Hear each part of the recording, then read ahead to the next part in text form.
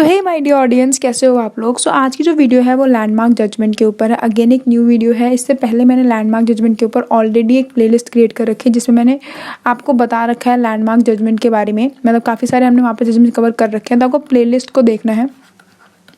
काफ़ी सारे आपको वहाँ पर मिल जाएंगे जो केसेस हैं, बट ये वाली जो वीडियो है ये बहुत इंपॉर्टेंट है। मतलब ये आगे की वीडियो है और ये अगेन एंट्रेंस एग्ज़ाम के लिए ही पॉइंट करेगा। मतलब इसका मेन जो टारगेट है वो एंट्रेंस एग्ज़ाम को ही कवर करना है, ठीक है। और ये जो जजमेंट है इंदिरा गांधी वर्सेस राजनारायण 1975 का केस है। देखो, वैसे तो आप लोगों को केस का जो वो ईयर है वो अगर पता है तो बहुत अच्छी बात है, बिकॉज ईयर के ऊपर क्वेश्चन आ जाता है। और ईयर पता होने से एक फ़ायदा ये होता है कि आपको बेसिकली आइडिया लग जाता है कौन सा क्वेश्चन, मतलब अगर आपको 1975 का टाइम याद है तो इंदिरा गांधी का टाइम है, इंदिरा गांधी का टाइम है, इमरजेंसी का टाइम है, तो वो सारी चीज़ें आपको अचानक से क्लिक हो जाएंगी माइंड में अगर आपको 1975 पता है। तो जब आपको 1975 पता होगा तो इंदिरा गांधी ने इमरजेंसी का रीज़न क्या है, मतलब बेसिकली किस पॉइंट पर उन्होंने इमरजेंसी लगाई थी, वो भी आपको समझ आ जाएगा। तो इस तरीके से आप क्वेश्चन को सॉल्व करने के केपेबल हो जाओगे जब भी आपको ईयर याद होगा, ठीक है।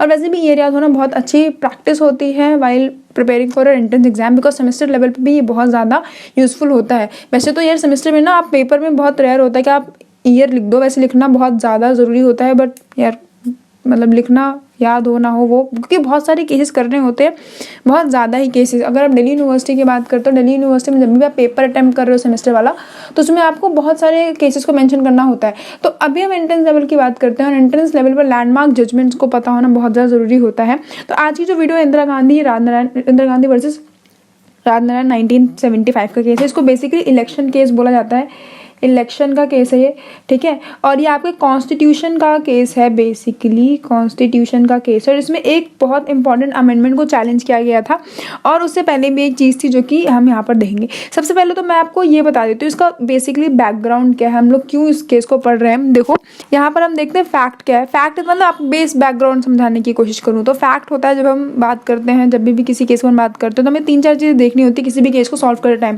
पहला आपको पता होना चाहिए फैक्ट क्या था उस केस का, उस केस में इशू क्या होता है। इशू क्या होता है, क्वेश्चन किस पॉइंट पर ये जो केस हो रहा है वो किस पॉइंट पर हो रहा है, मतलब क्वेश्चन क्या है इस केस को करने का। ऑब्जर्वेशन जो कोर्ट बताता है कि कोर्ट किस पॉइंट पे क्या ऑब्जर्व कर रहा है वो, और जजमेंट आपको पता है फाइनल जजमेंट आती है वो, ठीक है। तो आपके लेवल पर बेसिक लेवल पर बताओ तो इंदिरा गांधी और राजनारायण दोनों ही पीएम के इलेक्शन के लिए वो कैंडिडेट थे, ठीक है। इंदिरा गांधी मतलब राजनारायण का ये था, इंदिरा गांधी जी ने जितनी भी इलेक्शन में मैल प्रैक्टिसेस की हैं और घूस का काम किया, घूस देने वाला काम किया, ये सारी चीज़ें बहुत ज़्यादा इनमें एलिगेशन लगाया गया था क्योंकि वो लास्ट में जीत गई थी, ठीक है। तो ये सारे इशू चल रहे थे इनके पॉइंट पर। तो इसके बाद क्या होता है, राजनारायण जी ने इनके जो इलेक्शन है उसको चैलेंज कर दिया, रिजल्ट को चैलेंज कर दिया। और फाइनली जब रिजल्ट को चैलेंज किया तो इलाहाबाद हाई कोर्ट ने इनके इलेक्शन को, इलाहाबाद हाई कोर्ट ने ये जो इलेक्शन है इसको, मतलब जो इलेक्शन का रिजल्ट उसको वॉइड कर दिया, ठीक है। इसके बाद क्या होता है, इसी के दौरान यहाँ पर एक अमेंडमेंट आता है अमेंडमेंट 39 ऑफ इंडियन कॉन्स्टिट्यूशन, जो कि ऐसा है, ठीक है। यहाँ पर क्या है, अमेंडमेंट 39 क्या है, हेयर द क्लॉज 4। अमेंडमेंट जो 39 है उसका क्लॉज 4 को यहाँ पर चैलेंज किया गया अगेन, मतलब राजनारायण के थ्रू, ठीक है। और उन्होंने 39th अमेंडमेंट का क्लॉज 4 को चैलेंज किया जो कि 1975 में आया था। इन्होंने कहा was in the question empower to withdraw the election process of the prime minister and the few other union minister follows the scope of ordinary judicial process. इसका मतलब क्या होता है, इस क्लॉज में क्या था, इस क्लॉज में ये था कि कोई भी इलेक्शन, कोई भी यूनियन का इलेक्शन हो रहा होगा, इन सब इलेक्शन के ऊपर आप कोई भी इंसान इनको चैलेंज नहीं कर सकता, ठीक है। इसको चैलेंज नहीं किया जा सकता, ये क्वेश्चन मतलब ये था आपका 39th का 4th क्लॉज, ठीक है। उसके बाद क्या होता है, 39th के 4th क्लॉज में ये होता है, देखो मैंने बताया हाई कोर्ट है, कौन सा high court, Allahabad high court ने इनके जो इलेक्शन होते हैं इंदिरा गांधी के इलेक्शन को वॉइड डिक्लेयर कर दिया था, ठीक है। और इसके लिए इन्होंने ये वाला अमेंडमेंट लेकर आए।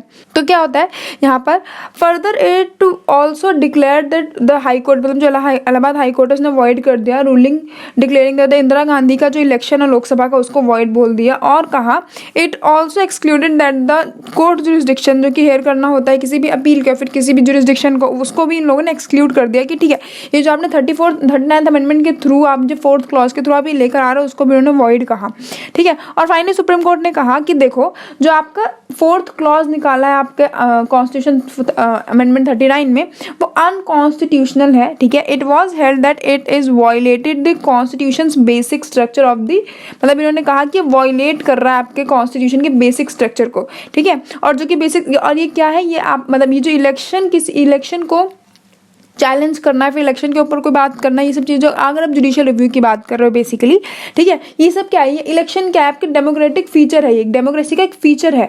इसको अगर आप, ये एक इसेंशियल फीचर हमारे कॉन्स्टिट्यूशन का, और अगर आप इसको ही चैलेंज, इसको ही आप हटा रहे हो, इसको ही आप कह रहे हो कि आप नहीं इनके इलेक्शन को नहीं चैलेंज कर सकते, आप इनके ऊपर कोई क्वेश्चन नहीं उठा सकते, इससे क्या है, इससे ये पता चल रहा है कि देखो यार आप कितनी भी कुछ भी कर लो पार्लियामेंट सुप्रीम है, ये वाला पॉइंट यहाँ पर चल रहा है। बिकॉज उन्होंने क्या किया है, लोकसभा के जितने भी इलेक्शन है, फिर कोई भी यूनियन ऑफिशियल के इलेक्शन है, वहाँ पर कोई भी जुडिशियल रिव्यू का स्कोप नहीं है।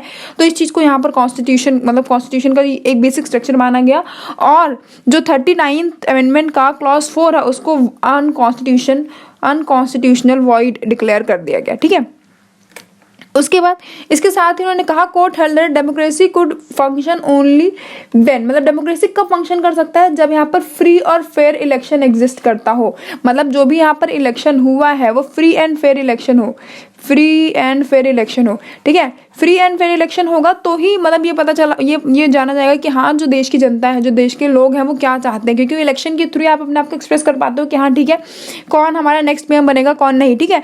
तो अगर आप ये कर दोगे, अगर आप इसी के ऊपर रिस्ट्रिक्ट कर दोगे तो वो डेमोक्रेसी को रिस्ट्रिक्ट करने की बात हो जाएगी। और ये जो अमेंडमेंट था इसी को आपने फाइनली क्वेश्चन में किया गया था, और इसी को इन लोगों ने आंसर किया कि नहीं आप ऐसा कुछ नहीं कर सकते, फ्री एंड फेयर इलेक्शन जो है वो डेमोक्रेसी का मेन फंक्शन है, ठीक है। उसके बाद इन्होंने 4 बेसिक स्ट्रक्चर को और ऐड किया। देखो बेसिक स्ट्रक्चर के बारे में मैंने आपको बताया था उस वाले केस में, कौन सा, केशवानंद भारती केस में, वहाँ पर क्या था, बेसिक स्ट्रक्चर के बारे में हमने बात की थी। अब बेसिक स्ट्रक्चर की लिस्ट को आगे भी फर्दर कंटिन्यू करना है, क्योंकि केशवानंद भारती केस में सुप्रीम कोर्ट ने ये फिक्स नहीं किया था कि आपका जो बेसिक स्ट्रक्चर है वो क्या क्या है।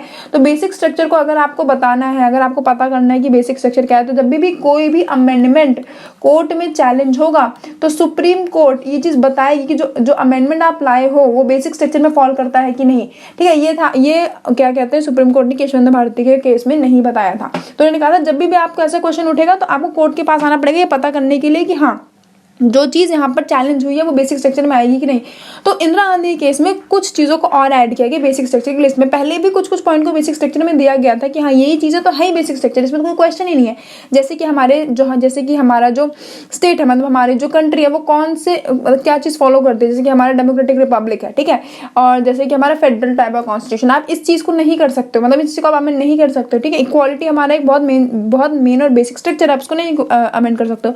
तो वो सारी प्रियम्बल में इतनी सारी चीज़ें, जस्टिस है हमारा, इक्वालिटी है, फ्रेटर्निटी है, लिबर्टी है, आप इसको नहीं चेंज कर सकते, सेक्युलरिज्म को नहीं हटा सकते, वो सारी चीज़ें आपको बोली गई थी केशवानंद केस में। अब इस वाले केस में क्या कहा गया, देखो सबसे पहले तो आप रूल ऑफ लॉ को ही चेंज करो। रूल ऑफ लॉ क्या है, हमारी कंट्री बेस चलती है, हमारी कंट्री डेमोक्रेटिक बेसिस पर है, ठीक है, आप उसी को चेंज करो, तो रूल ऑफ लॉ चेंज हो रहा है, ठीक है। देन वही अगेन चीज़ है कि डेमोक्रेसी क्या है, हमारा बेसिकली बेस फीचर है, और वो भी बेस फीचर किस चीज़ पर, आपका फ्री एंड फेयर इलेक्शन होगा तो ही वो एक बेस फीचर माना जाएगा, है ना। उसके बाद क्या, जुडिशियल रिव्यू। अब आपने इस अमेंडमेंट के थ्रू 39th अमेंडमेंट के थ्रू आपने क्या किया, आपने जुडिशियल रिव्यू की पावर ही छीनी सुप्रीम कोर्ट से, ये कहते हुए कि आप कोई भी इलेक्शन, यूनियन लेवल पर कोई इलेक्शन हो रहा है तो उसके ऊपर कोई भी चैलेंज नहीं किया जा सकता, आप उसके ऊपर कोई भी जुडिशियल रिव्यू नहीं कर सकते, जुडिशियल प्रोसेस नहीं चलाया जा सकता। ये सब चीज़ें बोल के आप क्या कर रहे हो, आप जुडिशियल रिव्यू की पावर को छीन रहे हो सुप्रीम कोर्ट से, ठीक है। तो उसको कहा गया कि ये भी आपका बेसिक स्ट्रक्चर का पार्ट है, आप ये नहीं कर सकते।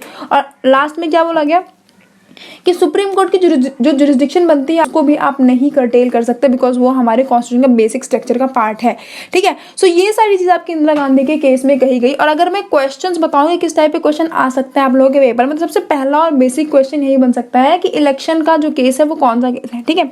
इलेक्शन के ऊपर अगर हम कॉन्स्टिट्यूशन के पॉइंट पर इलेक्शन है केस बोलते हैं तो इलेक्शन है केस कौन सा है, आपके इंदिरा गांधी वाला केस इलेक्शन है केस है, ठीक है। इसमें कौन कौन चीज़ों को ऐड किया गया, तो जुडिशियल रिव्यू, वैसे तो आपको इंदिरा गांधी, वैसे तो आपका केशवानंद में भी जुडिशियल रिव्यू के ऊपर बात किया था, बट यहाँ पर स्पेसिफिकली बोल दिया गया कि हाँ भाई वो आपको जुडिशियल रिव्यू बेसिक स्ट्रक्चर का पार्ट है, ठीक है। इंदिरा गांधी केस आपको इन सब पॉइंट पर, छोटे छोटे जो पॉइंट मैंने आपको यहाँ पर बताया वो आपको पता होना चाहिए। ओके, सो गाइज इस वीडियो में यहीं तक है। होप आपको वीडियो समझ आई होगी, और अगर आपको वीडियो समझ आई है और कुछ नए पॉइंट पता चले, जो कि ऑब्वियस सी बात है, एक नया केस है तो नए पॉइंट पता चले होंगे, ठीक है। तो आप इन सब वीडियोस को देख के अपने नोट्स को रेडी करो। अभी एग्जाम में कोई डेट वेट फिक्स नहीं हुई है यार, तो मतलब जब तक कोई डेट नहीं आ जाती हम लोग कुछ बोल ही नहीं सकते, ठीक है। तो मिलते हैं और किसी वीडियो में। Till then good bye. और जब तक आप इस चैनल को लाइक कर सकते हो, मतलब चैनल को नहीं, वीडियो को लाइक कर सकते हो, चैनल को सब्सक्राइब कर सकते हो और शेयर कर सकते हो अपने फ्रेंडों के साथ। सो मिलते हैं और किसी वीडियो में। Till then good bye.